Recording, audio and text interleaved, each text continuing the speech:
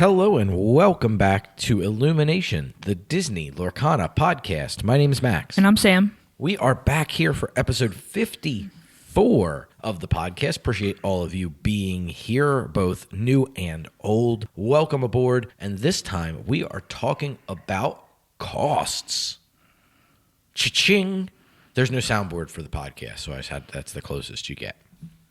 So we're going to talk about costs. Costs, the word cost related to trading card games can refer to many a thing. It could be, how much does this card cost to purchase with currency? How much does this card cost to play with ink? There's a plethora of different applications that the word cost can be used for when talking about trading card games. So we wanted to dive into some things about costs, both obvious and maybe things that hadn't occurred to you when you were considering the cost of a card. So let's kick it off with the most obvious one here, or the most different from the others also. It's a good place to start. We're talking about finances. How much does a card cost in monies or whatever currency you use? When you're talking about money from our application, we don't talk too much about like how much a particular card costs for the most part. I think we talk about we spend too much money in general, but I think for the large majority of our time playing Lorcana, we've basically built up our collection in such a way that there's no restrictions for the most part. I would agree, for the most part. Yeah, there's been a few cards at times where we both couldn't play a deck with it in it, but that usually only lasts for a scant couple or few weeks at the most. Definitely we take care of it before a major tournament if we both decide it's where we want to be. Yeah, we usually either find it by opening it, find it by trading, or eventually do purchase it, which is less common, I'd say. Yeah, and a shout out to, of course, the team who are very good about sharing cards back and forth. And similarly, we will absolutely let anyone on the team or people we know well borrow cards for a major event if they can't afford / don't have access to them for that particular event. I think that's just being kind to the community, and that helps build up the game, right? We have definitely had people who have learned the game and come up through the ranks by using cards frequently, just so then that way they could figure out what their play style was, what they enjoyed, and how they wanted to invest in a card. And I think that talking about finances, that's kind of the first line you have to figure out is what do you want to invest in? And I think the biggest factor from my perspective is generally going to be make sure that you've played with the cards either in paper or like proxied them or whatever, and understand the play patterns and the concepts, and you land on a deck or a style of play that you really enjoy, because then it's a little bit easier to invest in 4 copies of an expensive card, and it lowers the cost over time if you have the card for the life of core constructed before it rotates, which is usually multiple years. So if you're investing in a staple, it makes sense, right? Investing in Docs, investing in Calhouns, now investing in Dumbos. These kinds of cards generally see play in the ink that they're in, and they usually see play on and off, but mostly on through the lifespan of their time in core constructed. Yeah, I think we've definitely seen the cards that are played are pretty much played. Once a staple is identified and it proves itself in the meta, it generally doesn't just suddenly stop being a staple. Right. So I think that once you figure out that style that makes sense to you, it is reasonable to be like, you know what, I'll go ahead and I'll invest the money in a particular card or cards and start down that road. Because while you can do things like use the less expensive version or the less powerful version of a card, it doesn't always benefit you in that way. So there's kind of 2 ways you can mitigate that. You can just play the less expensive version, right? I can't afford Rapunzel, so I'm going to play Julieta Madrigal. That's an option. Certainly. Or is it better to try to figure out alternative lines and play patterns within the core of that deck to help you try to navigate around that? A more recent example would be something like, I'm new to the game. I can't afford Calhouns, but Whispers Noel is out. I got packs and I have Black Herons and they look like kind of the same card to me. Yeah, it's reasonable. You could also go ahead and use an alternative line completely. You could use something like Timothy Q. Mouse into Tinkerbell to be able to create a little bit of a faster play pattern and just work around the fact that it's like, you know what, my 2-drop won't contain Calhoun. It'll be Black Herons and Timothy Q. Mouse. Right. And you could probably get all 8 copies of those for close to the same as 1 copy of Calhoun. Right. Just makes sense. You have to think about it and be intentional, but you definitely can work around some of that. You can always play a deck. I always hate it when people are just like, well, just play this deck because it's cheap. It's like, that's cool, but it doesn't bring you the joy that playing a deck in the style you like to play does. So it just kind of feels bad, or like you're building up store credit. And around here, we're not flush with the most stores with a good singles availability for purchase. So it's kind of tough to be like, yeah, I'll go to locals at this store to try to build up store credit so that I can buy the singles I need. It's more difficult to do that way. So that kind of low-hanging fruit of just play this deck because it's cheap. If it doesn't jive with the way that you like to play, that may not be the most sound advice when it comes to the cost, at least monetary cost of a card. So moving away from the finances and getting into the game jargon with the word cost, we'll start with the cost, meaning the number that is in the upper left side of a card. Left, yes. First and foremost, we're talking about the number of the card, right? That number is really important. That number is going to dictate whether a card is great or a card is less than good in a lot of cases. Sometimes we see cards and we go, wow, I can't believe you're getting all this for just this. I think a very good example of a card that generates a lot for its cost is the 1-drop Diablo. If it gets to quest 1 time, you paid 1 ink. And you've gotten to draw a card, gain a lure, and prevent your opponent from gaining a lure. So it's pretty interesting how much that card does for 1 singular ink. And draw a card.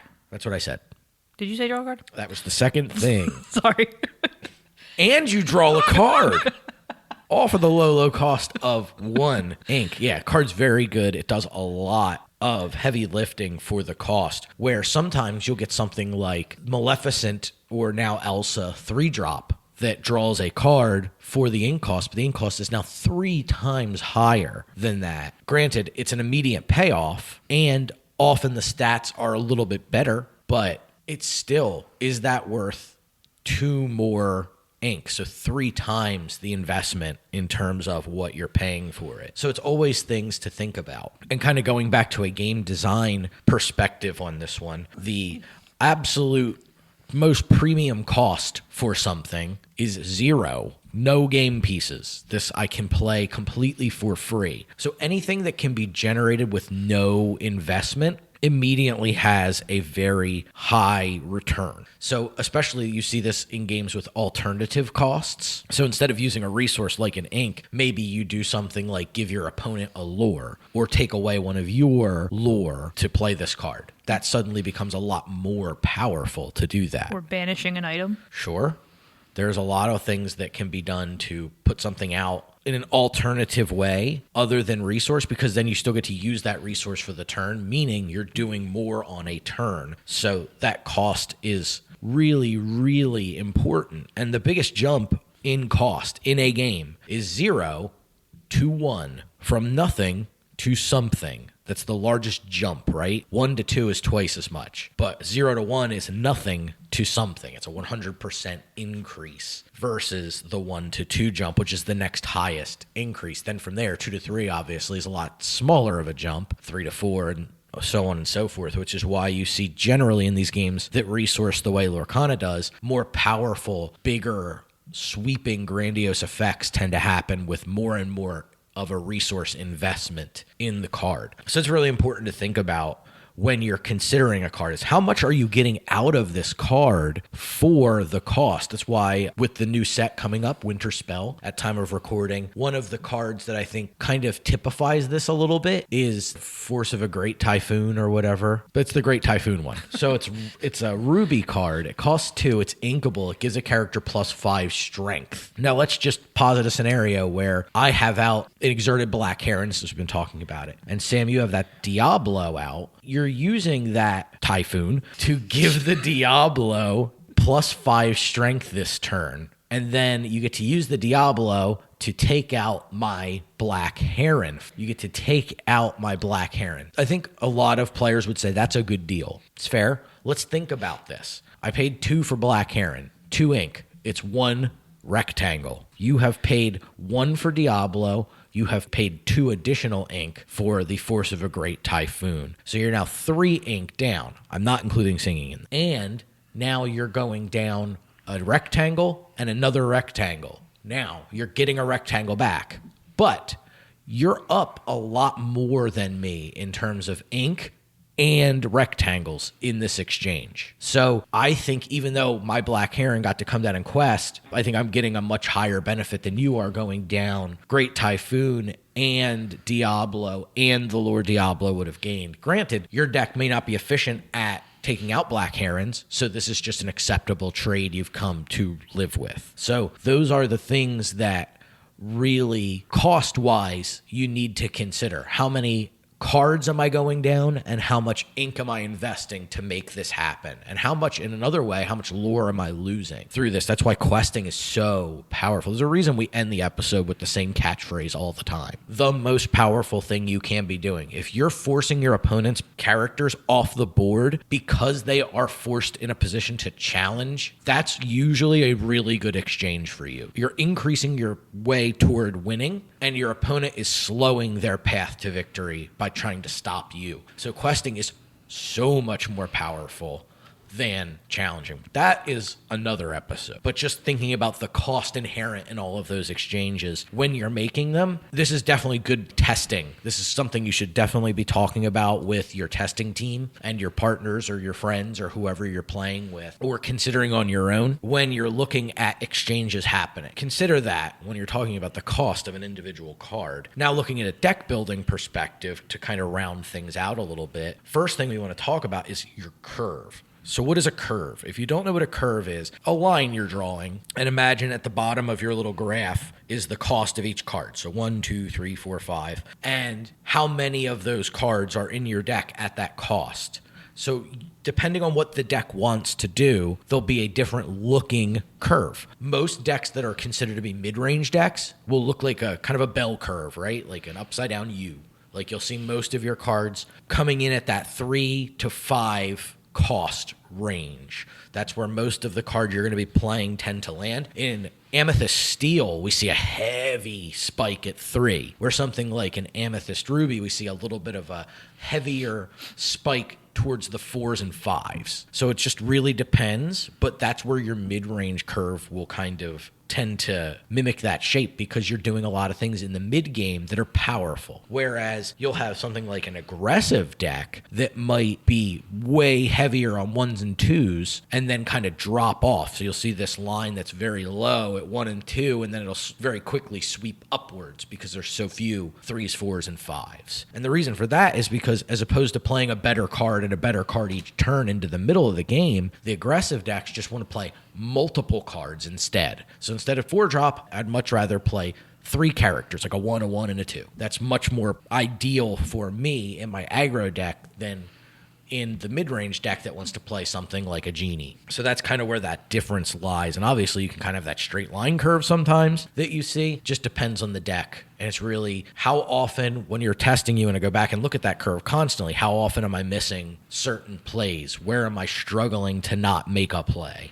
I feel like this set, I did that a lot with my decks and building, especially my Ruby Amethyst deck, is what did I feel like I was missing, like you just said. I laid the cards out in like straight lines by cost, and that's how you can kind of look at the curve. And if it looks a little funky, then you know that's where you need to add a card or take away a card. Yeah, during the Richmond testing, that was what we kept talking about, and we kept immediately eliminating anything that cost 5 because it's just like, no, our best cards come down on 5, so we can't just have, like, turn 5, like, it can't just be do nothing good until turn 5. Right. Like, we eliminated Mulan and David Xanatos for that reason alone. Yeah, four, five, six was a dangerous part of the curve to land on, and we were really struggling to make sure we were consistently hitting the 3-drop. Right. Yeah, and we were also missing a 2-drop quite often, which was because we were only playing 8, so we ended up just throwing in a one-off Sheer-Con 2-drop. Yeah, just bad fifth Diablo. And that's a good segue into the deck building cost of a card. There are cards that will make their presence known in a way that costs are not as obvious as a number. There's no way to visualize it like a curve. These are deck building costs. So a good example of this is Amber Steel Song, pre-rotation. I don't know if you know this, but I hope the name would help you understand if you're newer to the game, that this deck played a lot of songs. And one thing that I was constantly going over and over and over whenever I played an Amber Steel Song deck was, what is the sweet spot for the number of songs in the deck? So there was a deck building cost in that I generally wanted to play around 20 songs, about a third of the deck. So if I reduced a song in order to play a character, something maybe like a Cinderella Stout-Hearted, there was a deck building cost in that it made my aerials worse. That was the deck building cost to playing something like that Cinderella Stout-Hearted. Right. An example more recent would be like detectives. How many detectives do we have to play in order to play that Judy Hopps that searches for detectives? Absolutely. Every non-detective you play, while it may be more powerful, synergizes less with that particular card, so that the cost of playing it and questing with it going to end up not being able to find a target more often, which can definitely be harmful because that card is in there almost solely to generate card advantage. Yeah, and you're also putting a bunch of cards on the bottom of your deck that you might need. Right. In lieu of playing a Cinderella, we're playing that Judy Hopps to give perspective on the cost of deck building for the green-blue detectives. That is a huge cost. Granted, Judy Hopps' stats are a little bit better. She has one more strength, and she's inkable. She just doesn't do as much of deck filtering that Cinderella does. Yeah, if you miss on Judy Hopps, then it's way worse than Cinderella. Yes. Having played at set champs against that, we were talking about, it was game 3 of our set. Finally, a Prince Philip was played. And I was like, is that the first Prince Philip you played? And it's like, yeah, Judy keeps putting him on the bottom. That is a thought. Of course, you have other things in here too. Like, you want to play the cards that make your deck better into your weak matchups. But those spots, those one-ofs, those little text bots, those silver bullets, those meta breaker kind of cards come at a cost in that you're decreasing the consistency of the rest of your deck, and you're also making it a little bit harder to find them routinely. Normally, you offset the concept of like toolbox silver bullet style cards with what we call tutors in Magic, which is like a card that lets you look through your deck to find something, named after Demonic Tutor, which was the first card that really did that. And you could look through your whole deck to find a particular card and put it in your hand. Lorcana is not flush with options that do that. It's like the islands I pulled from the sea. There's an Amber Minnie Mouse to let you find a character if you shifted her. There's like so few cards that let you search your deck for a card. So few that the few scant times I've done it, it felt like I was doing something wrong when I was playing the deck. Because like, you don't do this in this game. Being able to play those one-offs and those silver bullets is cool, but this game lacks ways to offset that consistency because it's missing the cards that let you routinely just search for them, which is probably a good thing in all honesty, because searching through your deck, you have to take time to do it. Then you have to shuffle. Then you have to let your opponent cut. And I wasted about a minute, even if I knew what the card was in a lot of cases. And that all eats up your clock. So there's also the deck building costs we were talking about earlier, which is hitting too many powerful cards at one point on the curve where you just got to have something that matters in the game on other drops other than one of them. So you can't have all your good drops before drops, because it's like, okay, you can only play one 4-drop on turn 4, and then you're subsequently losing value turns 4, 5, and 6 by just continuously playing 4-drops, even if they are good in a lot of cases. So you have to think about your curve very carefully when you're building, and there is a cost. Sometimes you have to cut cards that are awesome in your deck because they cost the same as cards that are important, things that make your core deck functionality actually work. They're a little bit more important than like the cool tech slot that could come in if I'm playing against the matchup that I struggle into. It's like, okay, well, they all can't cost the same thing. That my Ruby Amethyst deck, we were only playing 3 Headless Horsemen, right? 3. Just because of the cost of having that extra uninkable in the deck. And a 5-drop. Yeah. Where it was already like, you know what? Where's Elsa in here? And she definitely is the next best card in the deck in a lot of cases. So. And she is inkable. And she's inkable. What a good card. So that's the other part of it too, is what's your total uninkable count look like?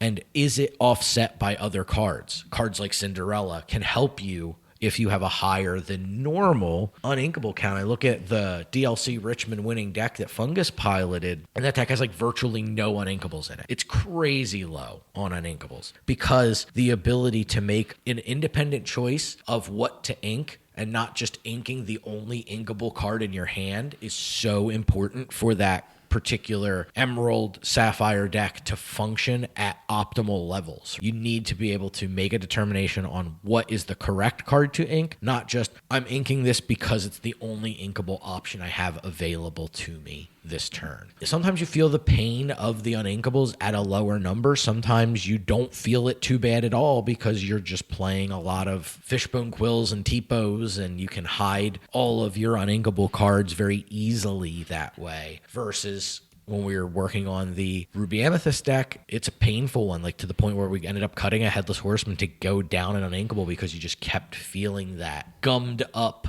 There's too many uninkables in my hand, and it happens when you have Genie uninkable into Horseman uninkable. It's like, this is going to be a really powerful play pattern, but you're scared because you also have a Diablo uninkable in your hand, and it's like, I really hope I draw a couple inkables because I'm not able to play a single inkable card theoretically now. I was at the point where I considered going down a Diablo in favor of a second Shere Khan just because of the inkable. And it wasn't even that high. I think we were playing 13. Yeah. Right, which is not unreasonable or irresponsible, but you felt it because of the way your hands would look when you had these uninkables and you wanted them. You want Genie, you want Headless Horseman in most matchups. And It's like, they're so important, and it's also, they're so uninkable. Yeah, and you have to get to that 5-6 ink mark in that deck. Whereas like in an aggro deck, you might be able to get away with playing a higher number of uninkables because you only need maybe 3 ink. Right, exactly. It just can run smoother because you get to do so much for so little. There's a reason that 7-cost Tramp is so powerful in the game, because the ability to make it reduce its cost, going back to the second section of what we talked about, is so important. Reduced its cost by 5. This card is supposed to cost 7 ink. It cost me 2 ink. That's crazy. Yeah. And the ability to filter through and select what card I need lets me play Silver Bullets, getting back into this section. What doesn't that card do? That card's absurd. That is kind of a very macro view of what we're talking about when we're talking about costs in a trading card game. It can mean a myriad of things, and all of them are just as important as the other ones in here. So if you want to hear more about these kind of deep dives into very, I guess, granular subject matter, let us know. We're always happy to get feedback, and we want to make this podcast as digestible as possible for everybody. So don't be afraid to hit us up. Facebook, we have a Discord. You can catch us anywhere that you get fine podcasts. You've gotten this podcast, you're hearing me say it, so you probably found it somewhere on the interwebs. So for us, that'll be it. And until next time, keep questing.